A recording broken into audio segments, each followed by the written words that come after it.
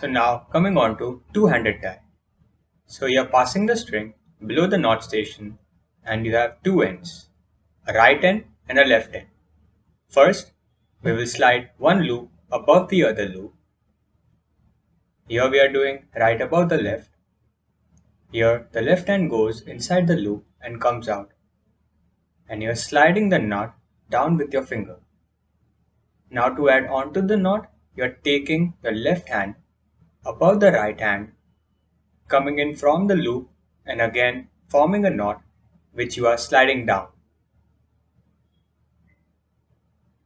If you are not sliding the knot down with your finger and you just pull the two ends, then you can see the upward traction that is felt on the string. This may actually be dangerous in a patient where your knot might just slip or cut through. So it is always important to push the knot with your finger.